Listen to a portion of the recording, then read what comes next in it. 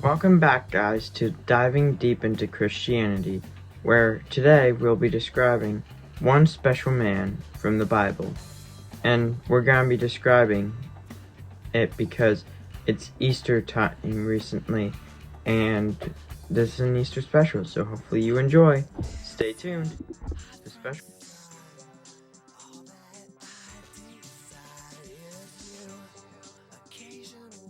special character I'm going to be talking about today is Jesus, where the first thing that happened to Jesus right before he was about to be crucified was the Last Supper.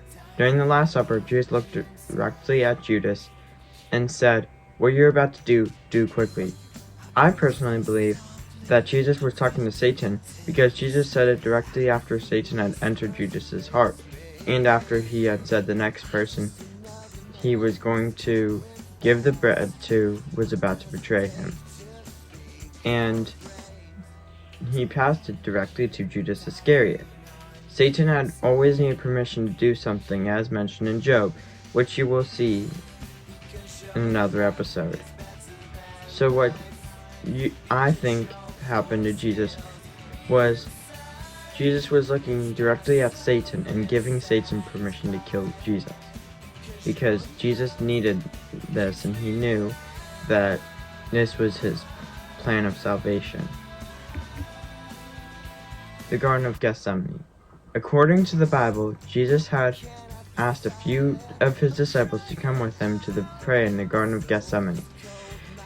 But then as he went into the Garden of Gethsemane, he had asked his disciples to come with him, and his disciples had fallen asleep. And he had woken them up and asked them why they fell asleep. After this, he went back to praying. And the Bible describes as Jesus sweating blood because of the stress. This condition is called hematohydrosis. He had prayed to God that not his will, but God's be done. God's will be done. And he also said if there's another way that they can do it. But God told him that this was the only way. The betrayal. After Judas went into the Garden of Gethsemane, Judas had betrayed Jesus by saying he would kiss Jesus, and he did. One thing I found a bit odd was, why were the temple guards in the Garden of Gethsemane in the first place? Shouldn't they be guarding the temple? And also, Peter had gotten so angry, he drew out his sword and cut off someone's ear, and Jesus had picked up his ear and healed him. But the guy Jesus had healed didn't stand against the guards, and Jesus looked at Peter and told him not to fight them.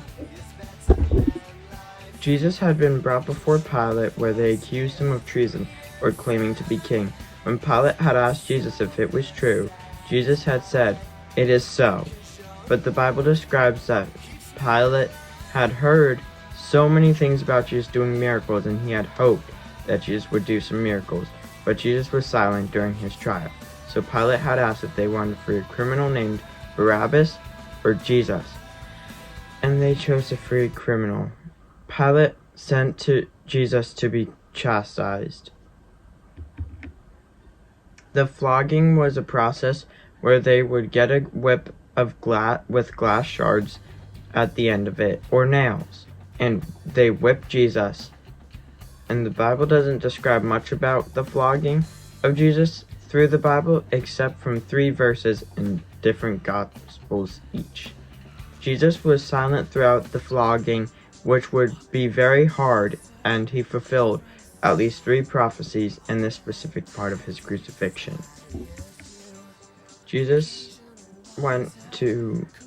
After Jesus was flogged, they took him back to Pilate, and the Jews were still not satisfied, and they still kept chanting to crucify Jesus.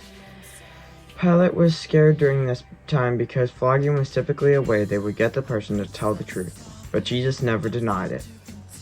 After they chanted Jesus to be crucified, Pilate had washed his hands and said he is innocent from the innocent blood of the skies being shed. The crown of thorns was put on Jesus. The soldiers that were crucifying Jesus had given Jesus a reed and smacked him on his head and said, "All hail, King of the Jews!" Then they smashed the crown of thorns into his skull, which was very painful, and I think they were about 6 inches long. Jesus then had to carry a cross a long way, or roughly half a mile, carrying a 125-pound cross, and Jesus kept being pushed over and whipped the whole time, while having his back exposed and getting splinters all over his body. And also, don't forget to mention that he had his legs almost fully exposed with both. This image is a representation of Via Dolorosa. Nails in hands and feet. When Jesus had gotten to the place where the cross, the guards had put his hands in each side of the cross and hammered a 9-inch long nail into his hands and feet. I remember that I got glass in my foot one time and it was very painful. Can't imagine a 9-inch long nail getting hammered into your foot. The hardest part of this was while this was happening, he was telling God to forgive them. I remember that's very hard to forgive someone when they are doing something very wrong to you. And he also cried out the first verse in Psalm 22, which I recommend you read it since it was written roughly around 1000 BC, several years before the crucifixion existed, fulfilling this prophecy. The tomb couldn't hold him. Jesus was put in a tomb with a big boulder that took 20 to 30 soldiers to carry, and after 3 days an angel had moved that boulder and Jesus was pronounced alive. But they had paid the soldiers to say that Jesus' disciples took his body. Imagine being told that Jesus' disciples took his body, but then Jesus appears right in front of you in his godly form. Thanks for watching this video, and for next time, stay tuned and diving deep into Christianity.